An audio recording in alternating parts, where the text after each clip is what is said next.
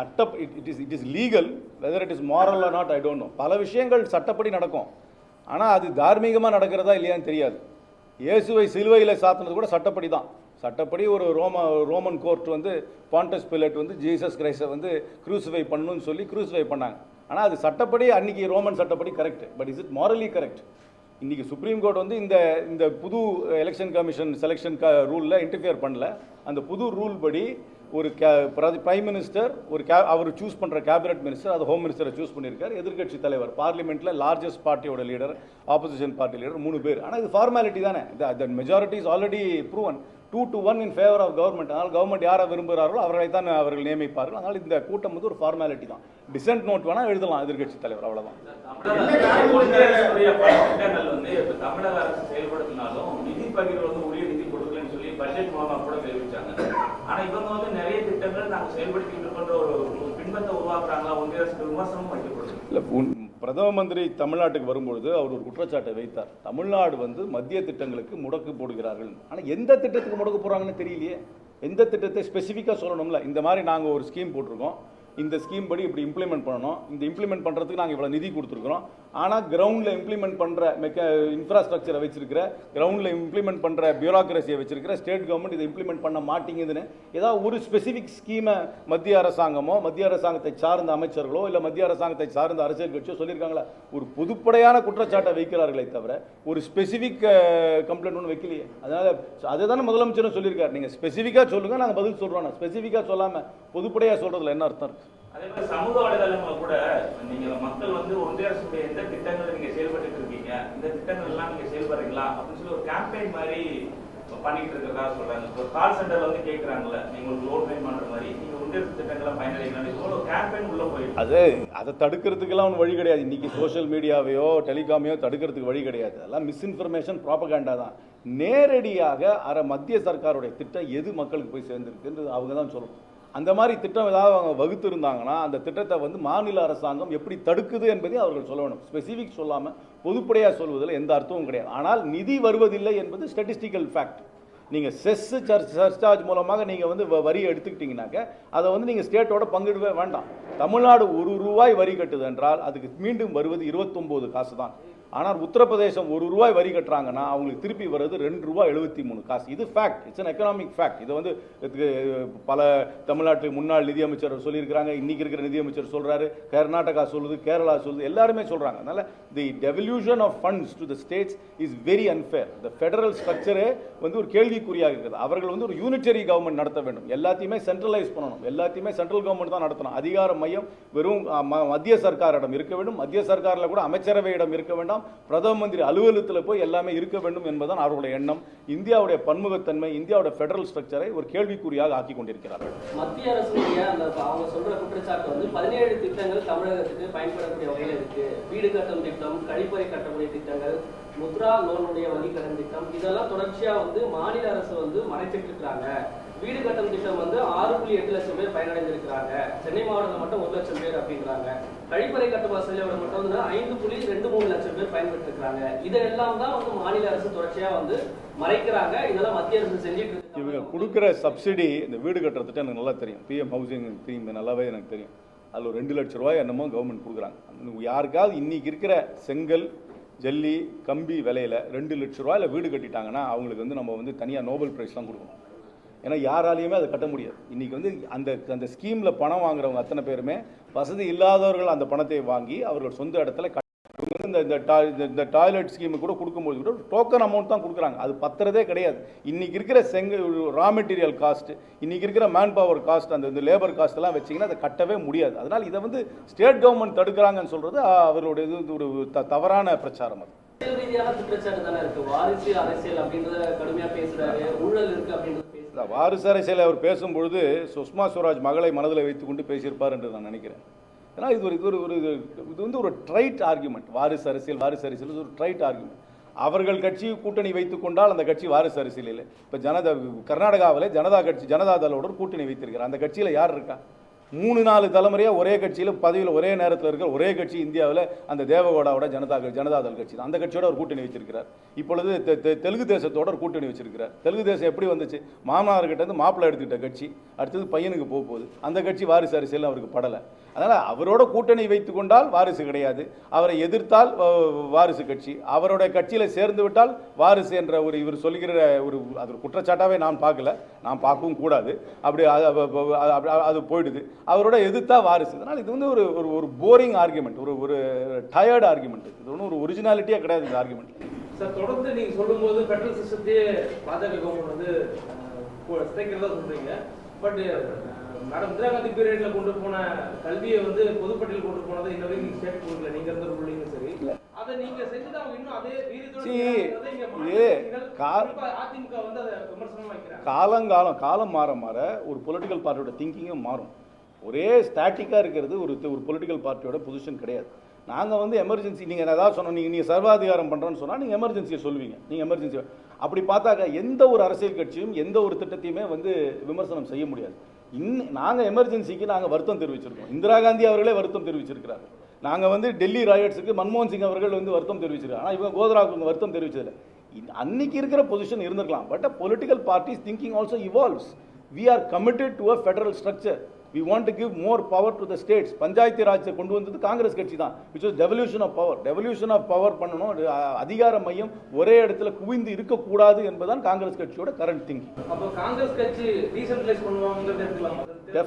டெஃபினட்டா மாநிலங்கள் உரிமையை மதித்து மாநிலங்கள் பல முடிவுகளை எடுப்பதற்கு அவர்களுக்கு கண்டிப்பாக அந்த உரிமையை காங்கிரஸ் கட்சி, எங்களுடைய கூட்டணி கண்டிப்பாக கொடுக்கும். மாநில கட்சிகள் அடங்கிய கூட்டணி தான் இந்தியா கூட்டணி. சார், வரக்கூடிய தேர்தலில் நாடாளுமன்ற தேர்தல் வேட்பாளரா யாரை நிறுத்த போறீங்க? பிரதமர் வேட்பாளரா? அது ஒரு பெரிய கேள்விக்குறியா இருக்கு இல்லையா? அந்த ஒரு நிலைக்கு காங்கிரஸ் இன்னைக்கு பின்னடைவு சந்திச்சு இல்லையே. நாங்கள் பல தேர்தல்களை பிரதமர் வேட்பாளரை முன்கூட்டியே சொல்லாமல் வெற்றி பெற்றிருக்கிறோம். ஏன்னா நீ ஒரு கூட்டணி அரசாங்கம் என்று பார்த்தீர்கள் என்றால் 96 தேவகவுடாவை யாருமே பிரதமர் வேட்பாளர் என்று முன்னிறுத்தி தேர்தலை சந்திக்கவில்லை. 2004 நாங்கள் ஆட்சி அமைக்கும் பொழுது கூட மன்மோகன் சிங் அவர்களை நாங்கள் பிரதமர் வேட்பாளர் என்று அறிவித்து நாங்கள் வெற்றி பெறவில்லை. அது ஒரு ஃபார்முலா, அது ஒரு டாக்டிக்கு. ஒருத்தர் வந்து பிரைம் மினிஸ்டரியல் கேண்டிடேட்டை முன்னாடியே சொல்லி தேர்தலை சந்திக்கிறது, சில சமயம் கலெக்டிவ் லீடர்ஷிப்போட தேர்தல் சந்திக்கிறது. ஆனால் அந்த முடிவை எடுக்க வேண்டியது கூட்டணியில் இருக்கும் அத்தனை கட்சியோட தலைவர்கள் தான். That's beyond my pay station. இது ஒரு வலுவான ஒரு கட்சியா காங்கிரஸ் இன்னைக்கு இல்லாததுதான் பிஜேபியுடைய வளர்ச்சியா பாக்குறீங்களா? இல்லாட்டி அவங்க வளர்ந்ததுனால நீங்க உங்களுடைய வாக்கு அப்படி இல்லை.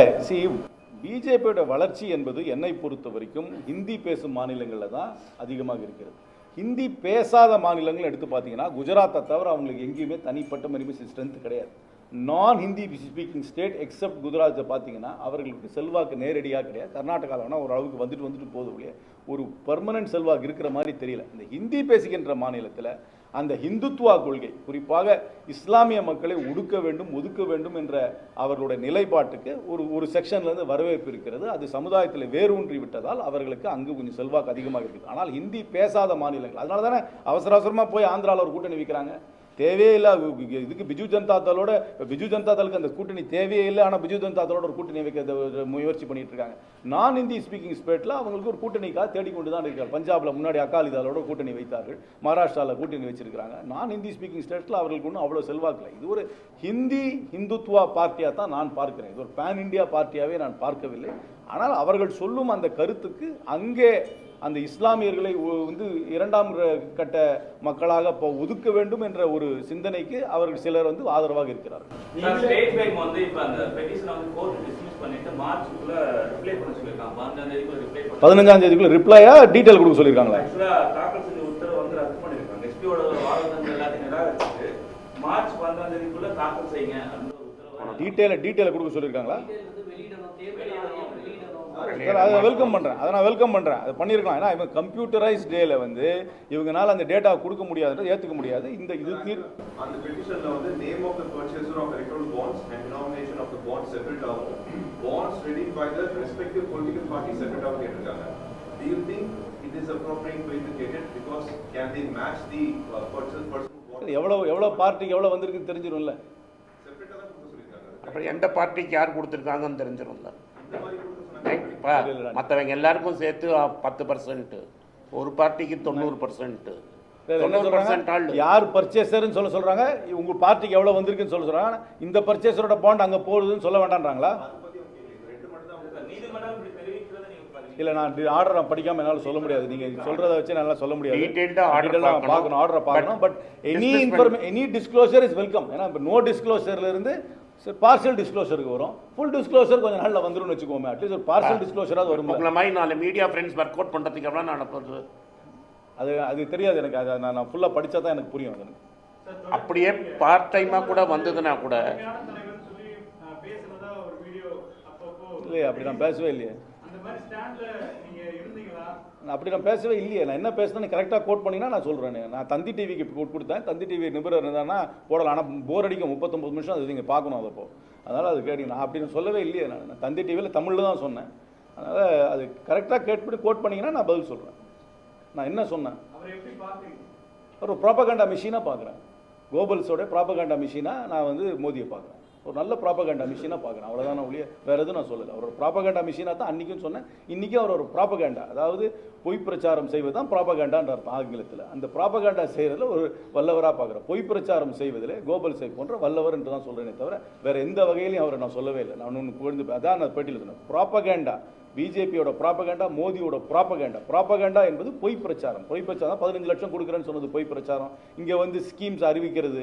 ஸ்கீம்ஸ் அறிவிச்சா அது என்னைக்கா இம்ப்ளிமெண்ட் ஆகுதான்னு யாரும் பார்க்குறதே கிடையாது. நீங்கள் அவரோட அறிவிப்பு ஸ்கீம் எல்லாம் பார்த்தீங்கன்னாக்க ஆயிரக்கணக்கான கோடிக்கு ஸ்கீம் அறிவிக்கிறார். ஆனால் அது என்னைக்கு இம்ப்ளிமெண்ட் ஆகுது? இம்ப்ளிமெண்டேஷன் யாரும் பார்க்கறது கிடையாது. அதனால ப்ராபகண்டால் மட்டும் தான் அவர் பண்ணுறாருன்னு நான் சொன்னேன்.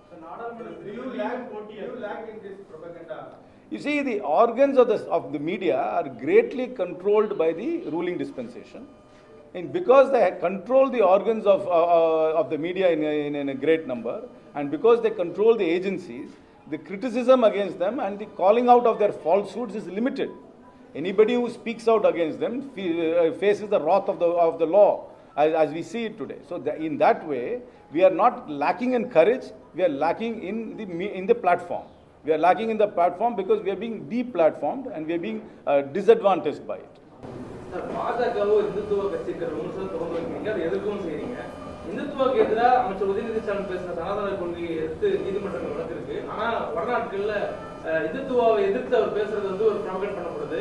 காங்கிரஸ் அதுக்கு ஏன் 100 ஒரு வட மாநிலங்களே இந்த இடத்துல ஆதரிச்சு பேசணும்? வட மாநிலங்களில் என்ன புரிதல் இருக்குன்னு எனக்கு தெரியாது. இங்கே ஒரு புரிதல் இருக்குது. அந்த புரிதலுக்கு நம்ம விளக்கம் கொடுத்துட்டோம். அதனால் அது வந்து முடிஞ்சிருச்சு. இந்து மதத்துக்கோ இந்து நம்பிக்கைக்கோ காங்கிரஸ் ஒன்றும் எதிரி கிடையாது. நாங்கள் வந்து மதச்சார்பின்மை கொள்கையில் இருக்கோம். அரசாங்கம் ஒரு மதத்தை சார்ந்து இருக்கக்கூடாது, அரசாங்க செயல் ஒரு மதத்தை சார்ந்து இருக்கக்கூடாது என்று சொல்கிறோமே தவிர தனி மனிதர்களுக்கு நம்பிக்கை இருக்கக்கூடாது, இறை நம்பிக்கை இருக்கக்கூடாது என்று என்றைக்கும் காங்கிரஸ் சொன்னது கிடையாது. தமிழ்நாட்டில் ஒரு புரிதல் உண்டு, வடநாட்டில் ஒரு புரிதல் உண்டு.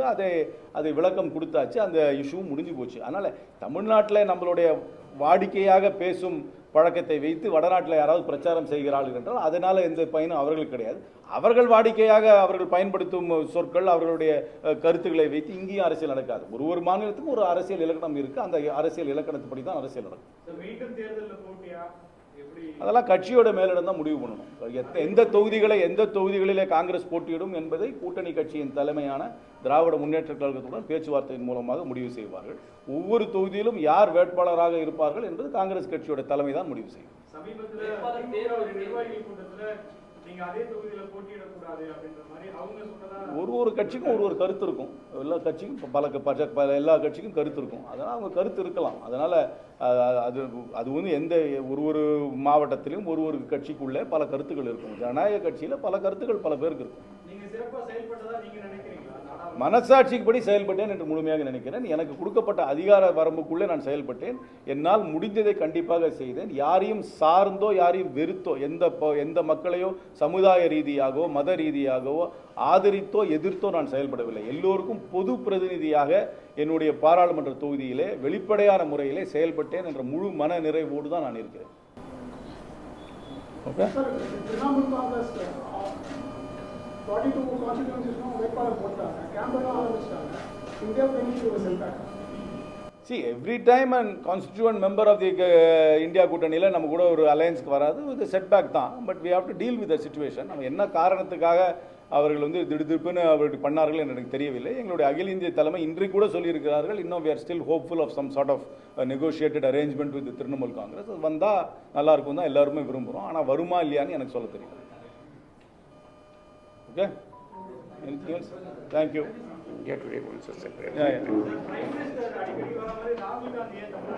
அவர் இப்போ வந்து நடைபயணத்தில் இருக்கார். நடைபயணம் முடித்தவுடன் கண்டிப்பாக வருவார். Definitely, Rahul Gandhi will come for the campaign.